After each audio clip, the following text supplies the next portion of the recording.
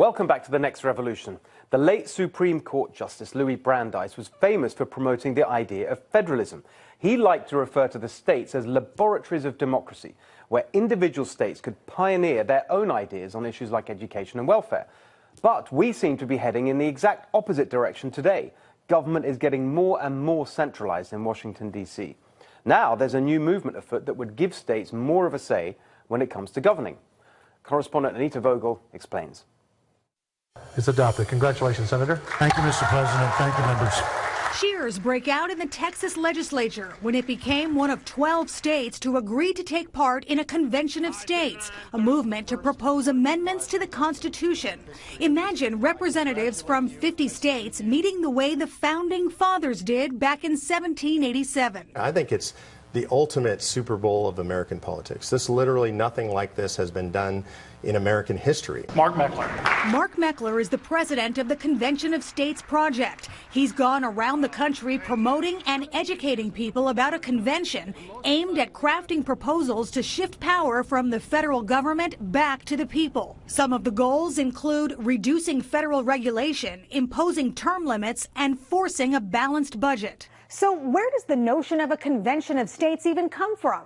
Straight from Article 5 in the Constitution, which says the legislatures of 2/3 of the states shall call a convention for proposing amendments. Article 5 was written into the Constitution because our founders were suspicious of the strong federal government seizing too much power, and they wanted to give an opportunity for the document to change. But the idea is not without its high-profile detractors. They want radical, pull them up by the roots change. They want to have a constitutional convention to rewrite our Constitution to make it friendlier to business, to inject, religious and ideological elements. In addition to Hillary Clinton, there is major opposition from almost every progressive group.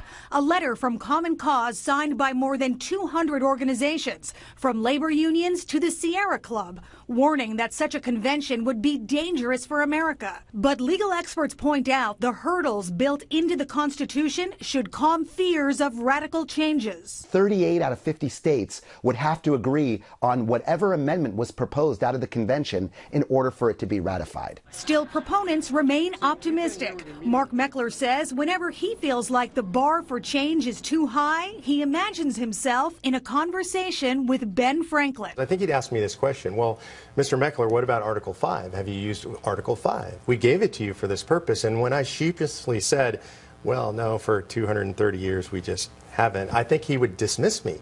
And I think he would say, go do it, go try it, and let us know how it works out. A total of 34 states need to agree to call a convention. In Los Angeles, Anita Vogel for The Next Revolution. Don't you love the way that all these progressive groups are dead against this? They're supposed to be for people power. There's no better example of it than this. Anyway, joining me now, co-host of Fox & Friends Weekend, Pete Hegseth. Pete, I'm so excited to talk to you about this because it's literally one of my real passions, the decentralization of power. You first put me onto this. You told me about the convention and what their aims were and how they're going about it. Tell us why you care about it so much. Steve, this is what your show is all about. This is literally the next revolution without shots being fired. This is the people taking the power back from Washington and saying, if the federal government won't do it, then we will. And we will petition our state legislatures to make sure that we have a voice in our government. Right now, 12 states have passed it. Another 30 states, Steve, 30, have either passed it in their state legislature or are actively considering it.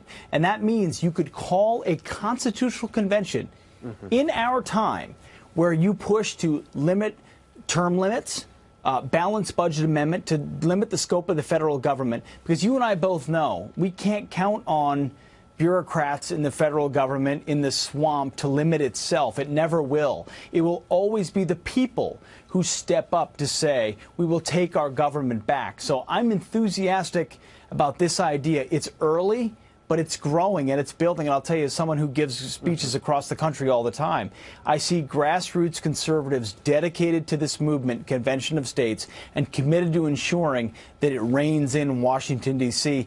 you're ahead of the curve, Steve. You're following this. This is a next revolution, and it is possible. I totally agree with you, actually, Pete. After you told me about it, I mentioned it in one of my opinion pieces on foxnews.com and got a huge reaction. The thing I'm interested in is like that reaction from the left, particularly like Hillary Clinton there, going on about how outrageous this is. If I'm not mistaken, the Constitution itself specifies that everything that isn't in there that is given to the federal government to take care of should be handled at the state level. And we've gone so far away from that. This is actually part of the Constitution to return power to the states, isn't it? Of course, Steve, and we shall be known by our enemies. And the fact that Hillary Clinton, on her book tour, decided to bring this issue up unprompted is a recognition that ultimately Convention of States is something the left sees as very threatening to their growth of government over the last 100 years. It's not just her, though. Over 200 groups, as you mentioned in the intro, have come together to fight against this movement.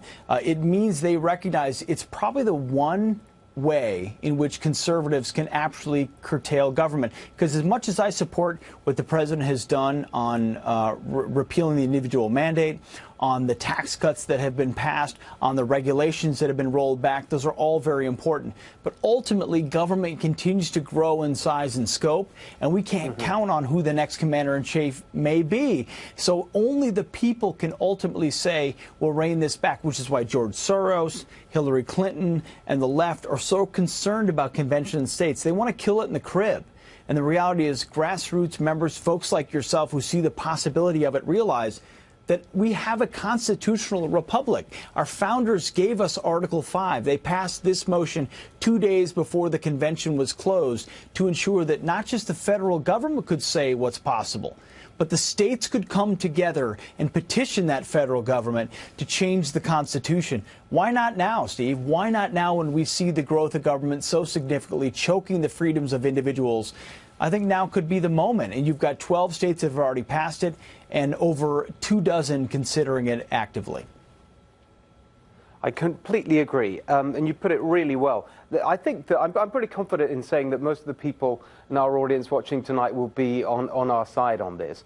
What can they do to help make it happen? What specifically should people do to try and advance this cause? This is the beauty of this. You can go to conventionofstates.com and learn about this organization.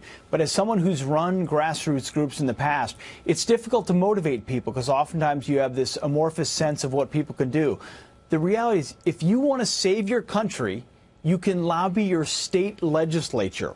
So go to that state rep, that state house, that state senator who you know well in your own backyard and say, hey, you want to save this country? Pass this bill through your committee, pass it through the state, have the governor sign it, and contribute to this cause. Because once a state passes it, it's a part of the number that would have to get to the majority to bring it before the entire country. It's the ultimate grassroots vehicle because it's a federal problem with a local solution. And for patriots who care about their country, you don't have to come talk to your senator in Washington, your congressman in Washington.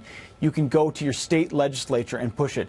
So it's the ultimate grassroots tool where the people meet the power and they actually can merge together to fix their country. So Convention of States is the name of the organization. The movement is in our Constitution, and your show is the perfect vehicle. So I'm so grateful for you, Steve, for being a part of it. I'm doing everything I can in my personal time to push this change because the bureaucrats are never going to do it. And programs like this and movements like this are what take the power back. You said it, Pete. You're so right. We're going to make sure we put that address up for our audience to make sure they can take the practical steps you talk about. One other aspect of that I just want to mention is it's not just about the petitioning. It's also you've got to elect people who believe in this so that you've got the right kind of receptive audience in those state legislatures. And I think people often overlook the importance of those state legislative elections and only think about Congress, whereas the state level, it's so important. Pete, thank you so much. Really appreciate that. And let's check in and see how the campaign's going. See you soon. Sign the petition and get your friends and family to do the same. With your full address, your state legislators will know that you really are their constituents in their district. Our success depends on you. So we're inviting you to be part of history. Let's invoke the constitutional solution that's as big as the problem.